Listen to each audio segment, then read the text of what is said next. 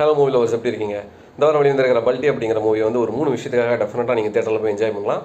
வாங்க அந்த 3 விஷயம் என்னங்கிறத பார்க்கலாம்.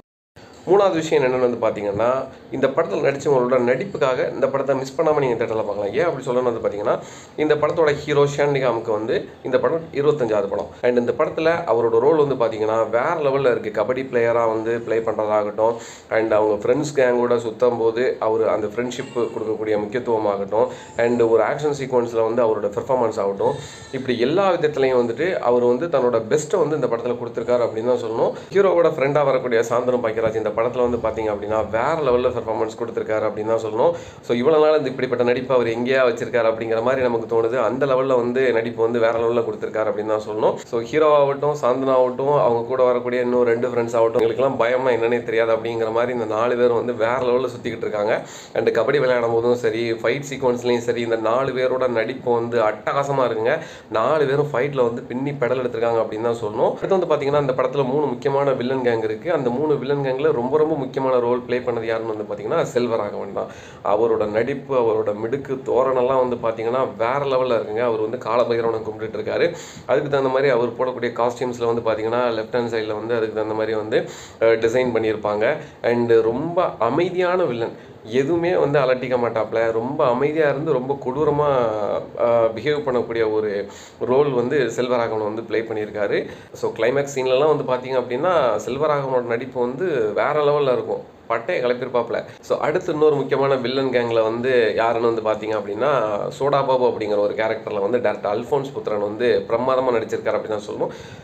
இவருக்கும் வந்து ரொம்ப சாஃப்டான வில்லன் ரோல் தான் கொடுத்துருக்காங்க. அடுத்து 3வதாக இருக்கக்கூடிய வில்லன் கேங்கை வந்து பூர்ணிமா வந்து வேறு லெவலில் லீட் பண்ணியிருக்காங்க. அவங்களுடைய கேரக்டர் வந்து சுருட்டு குடிச்சிட்டு ரொம்ப அமைதியாக கொடூரத்தனமாக ஒரு ரோல் வந்து ப்ளே பண்ணதுக்கு வந்து ட்ரை பண்ணியிருக்காங்க. டெஃபினட்டாக அந்த 3 வில்லன் ரோல்களுமே வந்து இந்த படத்தில் வந்து ரொம்பவே நல்லா பொருந்திருக்கு அப்படின்னு தான் சொல்லணும். இப்படி இந்த படத்தில் வரக்கூடிய ஹீரோவாகட்டும், ஃப்ரெண்ட்ஸ் ஆகட்டும், அண்ட் அவங்க கேங் ஆகட்டும், அண்டு 3 வில்லன்கள் ஆகட்டும், ஸோ இப்படி ஒரு அருமையான கேரக்டர் வந்து இந்த படத்தில் கொடுத்துருக்காங்க டேரக்டர். ஸோ இந்த விஷயத்துக்காக டெஃபினட்டாக அந்த படத்தை நீங்கள் தேட்டரில் மிஸ் பண்ணாமல் பார்க்கலாம். ஸோ ரெண்டாவது என்னென்னு வந்து பார்த்தீங்கன்னா டெஃபினட்டாக இந்த படத்தோட டெக்னிக்கல் ஒர்க்குக்காக இந்த படத்தை மிஸ் பண்ணாமல் நீங்கள் தேட்டரில் பார்க்கலாங்க. ஏன் அப்படி சொல்கிறேன்னு வந்து பார்த்தீங்கன்னா படத்தில் அவுட்புட்லேயே வந்து எல்லாமே தெளிவாக அவங்களுக்கு வந்து தெரியுது. இந்த படத்தோட எடிட்டிங் ஆகட்டும், அண்ட் ஆர்ட் ஒர்க் ஆகட்டும், மியூசிக் ஆகட்டும், ஆக்ஷன் ஆகட்டும். ஆக்ஷனை பற்றி நான் ரெண்டாவது பேசுகிறேன். ஸோ இப்படி எல்லா ஒர்க்குமே வந்து 100% பெர்ஃபெக்டாக வந்து அவங்க பண்ணியிருக்காங்க. அதை நீங்கள் தேட்டரில் வந்து ஸ்க்ரீனில் பார்க்கும்போது அவ்வளோ அருமையாக இருக்குது. எடிட்டிங்லாம் வந்து பார்த்தீங்க அப்படின்னு வச்சுக்கோங்களேன், பிரமாதமான மேட்ச் கட்ஸ்லாம் பண்ணியிருப்பாங்க. எப்படின்னா கபடி பிளேயர்ஸை வந்து இன்ட்ரோ பண்ணும்போது அவங்களுடைய மூமெண்ட்டை பேஸ் பண்ணி அந்த ஆக்ஷன் சீக்வன்ஸில் வந்து அப்படியே அழகாக வந்து கபடி கோர்ட்டுக்கு வந்து பிரமாதமாக வந்து மேட்ச் கட்ஸ் பண்ணியிருப்பாங்க. அதே மாதிரி அந்த 4 பசங்களும் கோவில் திருவிழாவில் வேப்பிலை அடிச்சுட்டு நிற்கும் போது அப்படியே மேட்ச் கட் பண்ணி அழகாக வந்து சோடாபாபு வீட்டில் நடக்கக்கூடிய அந்த சம்பவத்தை வந்து மேட்ச் கட்டில் கொண்டு வந்திருப்பாங்க பார்த்தீங்களா. ஸோ இந்த மாதிரி வந்து பார்த்தீங்கன்னா எடிட்டிங்லலாம் வந்து வேறு லெவலில் பட்டையை கிளப்பியிருப்பாங்க அப்படின்னு தான் நான் சொல்கிறேன்.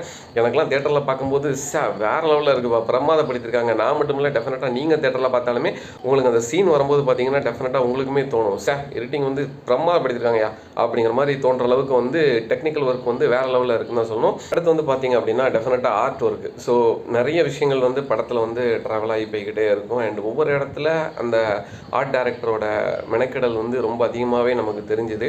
நிறைய விஷயங்கள் ஆகட்டும், பேக்ரவுண்டில் வச்சதாகட்டும், அந்த ஆர்ட் ஒர்க்கு அந்த டிஸ்பிளேல காமிக்கிறதாகட்டும், அண்டு எல்லா சீன்லேயுமே அதனுடைய வெளிப்பாடு வந்து ரொம்ப அழகாகவே தெரிஞ்சுன்னு சொல்லிக்கலாம்.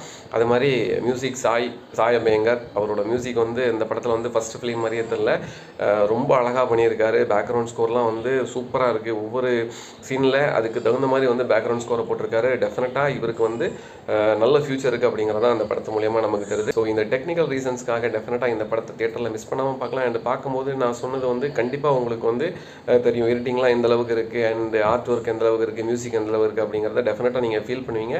மிஸ் பண்ணாமல் பாருங்கள். அந்த பார்த்துட்டு எனக்கு மறக்காமல் டெக்னிக்கல் ஒர்க்கை பற்றி கமெண்ட்டில் சொல்லுங்கள். முதலாவதாக என்ன விஷயம் அப்படின்னு வந்து பார்த்தீங்கன்னா இந்த படத்தோட ஆக்ஷனுக்காக இந்த படத்தை மிஸ் பண்ணாமல் நீங்கள் தேட்டரில் பார்க்கலாங்க. எஸ், நீங்கள் வந்து ஆக்ஷன் மூவி லவராக இருந்தீங்க அப்படின்னா இந்த படத்தை மிஸ் பண்ணிடாதீங்க.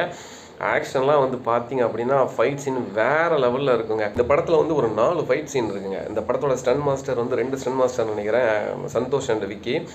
2 பேரும் ஃபைட் சீக்வன்ஸ் அப்படி பட்டையை கிளப்பியிருக்காங்க அப்படின்னு தான் சொல்லணும். ஒரு ஹோட்டலில் சாப்பிடும்போது ஒரு ஃபைட் சீன் நடக்கும், எப்பா வேறு லெவலில் பட்டையை கிளப்பியிருப்பாங்க. அடுத்து சோடா பாபு ஃபேக்ட்ரியில் ஒரு ஃபைட் இருக்குது, அடுத்து வந்து பார்த்தீங்கன்னா லாட்ஜில் ஒரு ஃபைட் இருக்குது, அண்ட் கிளைமேக்ஸ் ஃபைட், இப்படி 4 ஃபைட்டு வந்து வேறு லெவலில் இருக்குன்னு வச்சுக்கோங்களேன்.